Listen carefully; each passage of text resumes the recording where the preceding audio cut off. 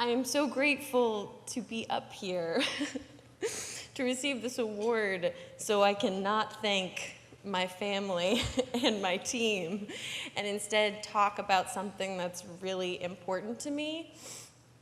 I'd like to bring to light an aspect of our industry that has risen to the surface in the last week.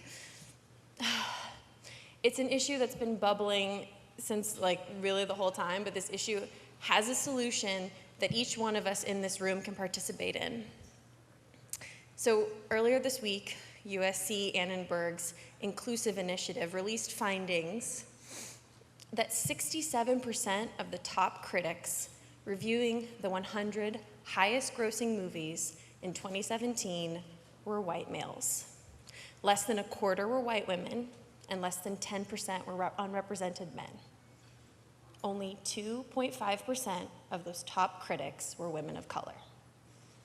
So you're probably thinking right now, wow, that super doesn't represent the country that I live in, and that's because that's true. This is a huge disconnect from the US population breakdown of 30% white men, 30% white women, 20% men of color, and 20% women of color.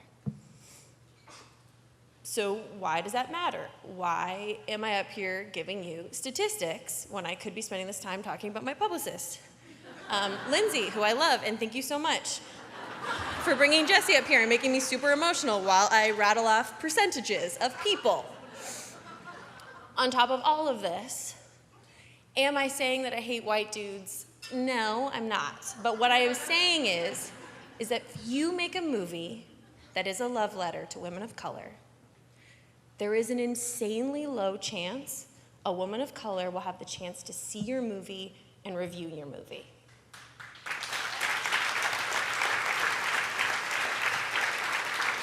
And this is also not to mention other people besides white dudes like Star Wars and would love the opportunity to do a set visit. And I'm also saying I don't hate white dudes. I'm just saying we need to be conscious of our bias and do our part to make sure that everyone is in the room. It really sucks that reviews matter, but reviews matter. Good reviews out of festivals give small independent films a fighting chance to be bought and seen.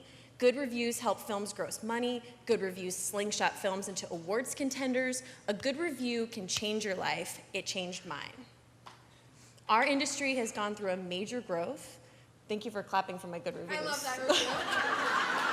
It's so excited to be yeah, that one time. Our industry has gone through a major growth. We are expanding to make films that better reflect the people that buy movie tickets. But they are not allowed enough chances to read public discourse on these films by the people that these films were made for.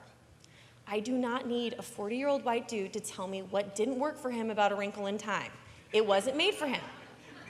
I want to know what that film meant to women of color, to biracial women, to teen women of color, to teens that are biracial. And for the third time, I don't hate white dudes. These are just facts. These are not my feelings, and I'm really sorry, Lindsay. Please don't kill me.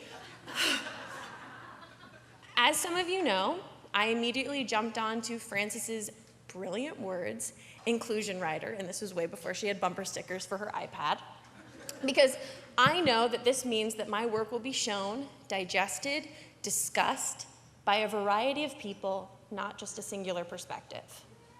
I want to know what my work means to the world, not a narrow view. Thanks, Mom.